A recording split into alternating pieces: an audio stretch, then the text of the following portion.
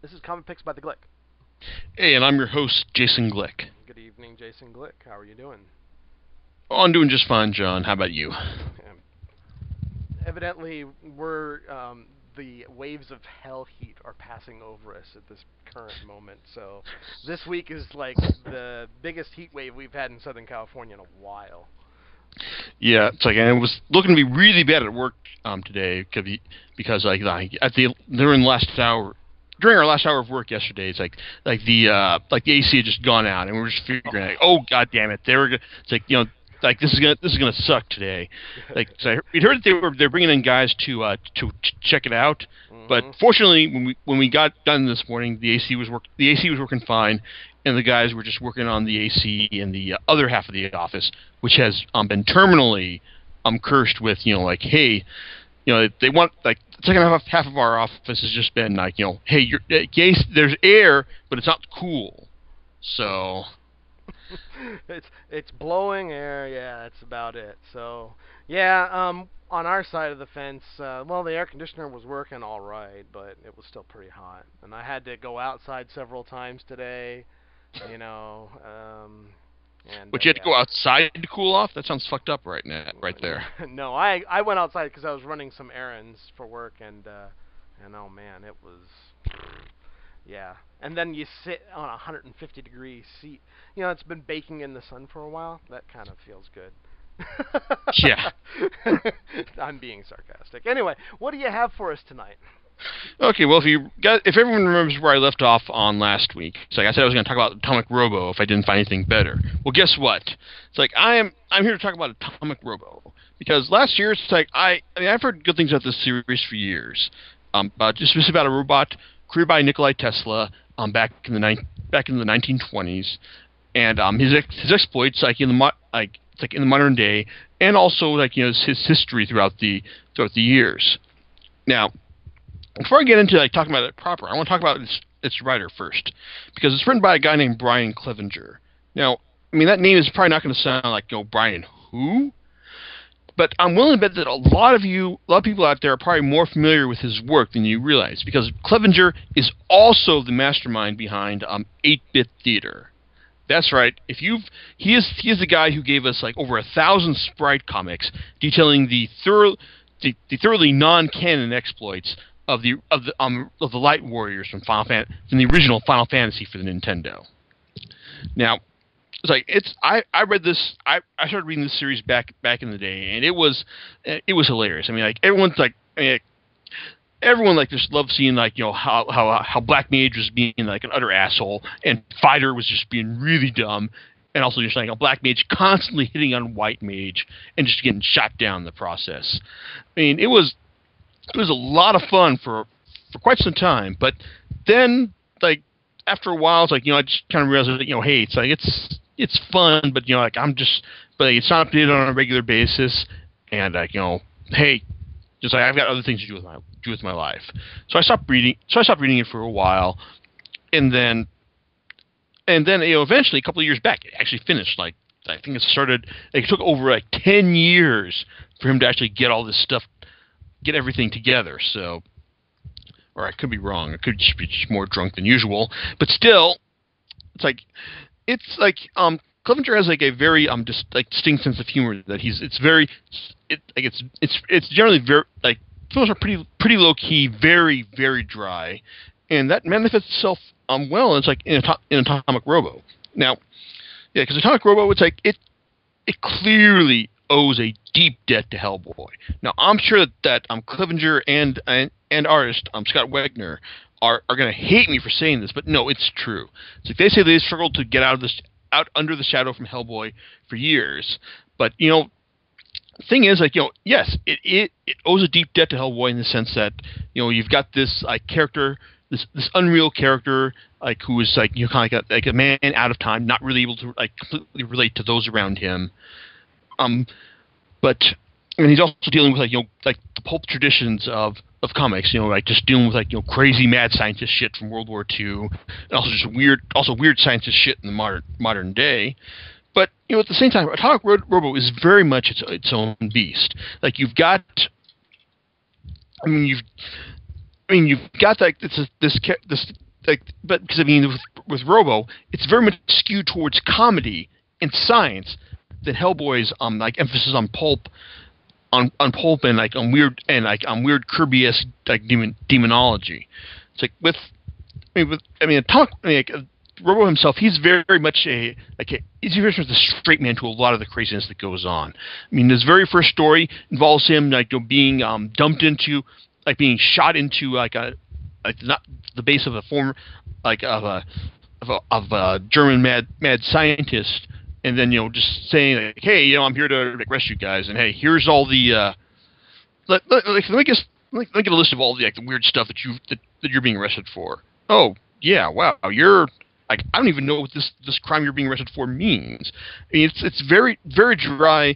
He's very much Robo is very much a straight man to all this stuff, but it's still handled in a very humorous fashion. That sets it apart from Hellboy, as is its emphasis on science over all else. Because yes, while Hellboy does lots of finding of Nazi scientists, Nazi war criminals, especially in the first two volumes. As the series goes on, it really starts doing weird crazy stuff, when in volume 3, and he fights this monster that exists, this Cthulhu-esque monster that exists throughout all time. In volume 4, when he takes on the vampire dimension proper, fights Thomas Edison's ghost, locks horns with Dr. Dinosaur. Then we get kind of an origin story in. Well, not really an origin story, but more of a pulp-influenced story in volume 5, where we see him back in the 20s, where he experiences romance, becomes kind of a science vigilante, and also helps foil Thomas Edison's scheme to ensnare the life energy of New York. Then we get the most recent volume, which is volume 6, the Ghost of Station X. This is where they just where Clevenger and Wagner just take things, take what has been essentially been a very comic, not so serious romp, and just up the stakes and the drama that much, just by that much. I mean, we're not talking for a full on Cerebus syndrome here, where a sensibly comic series embraces drama and is able to transcend itself. No, it's we get a Robo who is who's tricked into engaging in an outer orbit rescue of some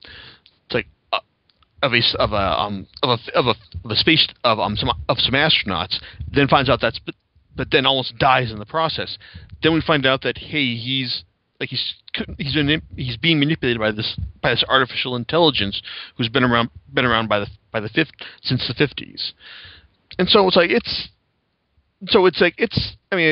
volume 6 they do take things in a more serious direction. I kind of wonder is this where we're going from here on out? Because if the series has any one weakness, it's not with Hellboy.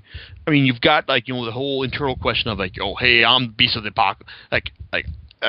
With all these people coming up to Hellboy and saying you're the beast of the apocalypse, you gotta fulfill your destiny, and Hellboy saying screw you. It's I'm gonna do what I want. Atomic Robo doesn't quite have that direction, but all 6 volumes I've read so far have been thoroughly entertaining on their own merits. So at the same time, there's not really a whole lot of direction, but the series is remarkably self-sustaining. On it, no other series are you going to see a pyramid from Egypt, more suddenly start moving around itself and dispensing laser beams. It's in the desert. You're not going to see giant Nazi science mecha storming Sicily, or you're not going to see Atomic Robo team up with Carl Sagan to stop this chthonic entity in the 80s. I mean that's one of my favorite parts because Clevenger has specifically stated in his introductions that that he's a huge fan of Sagan, and that hey, if anything else the series is all the crazy ass shit in the series is no more than an excuse for Robo to team up with Sagan and have that be the least weird part of the entire series. But it's also consistently inventive.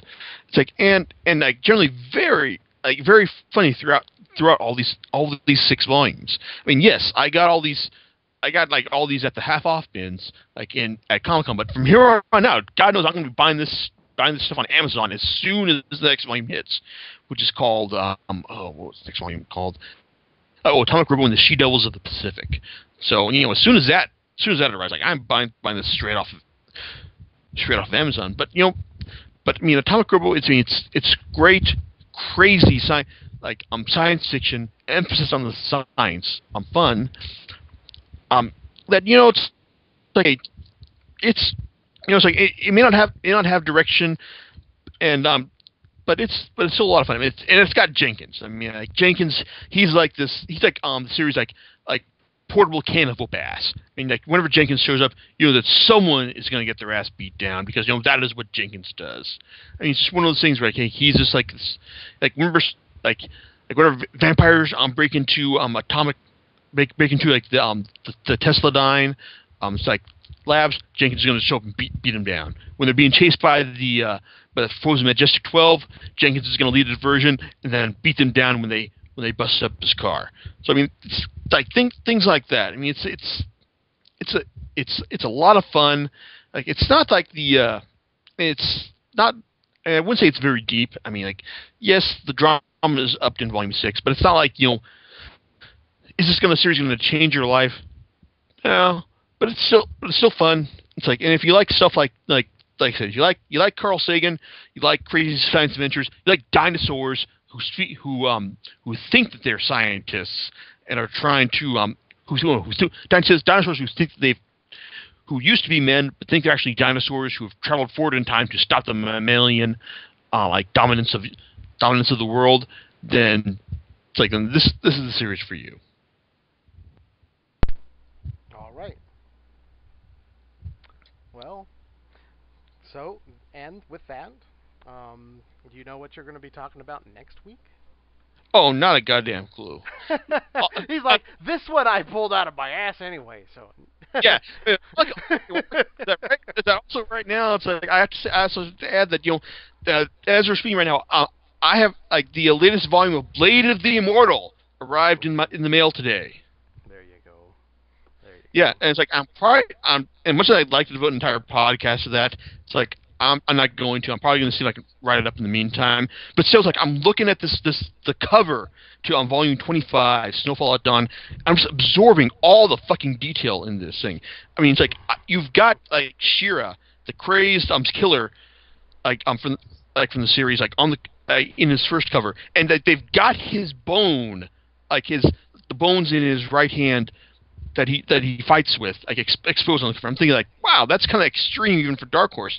But he's also got it looks like he's sitting on someone. Like it looks like he's sitting on. I could swear it's Rin, and she's like grabbing his shirt, and she's trying to do something to him. Like I'm looking at this, I'm thinking like, dude, like what is going on here? It's like I wanted like.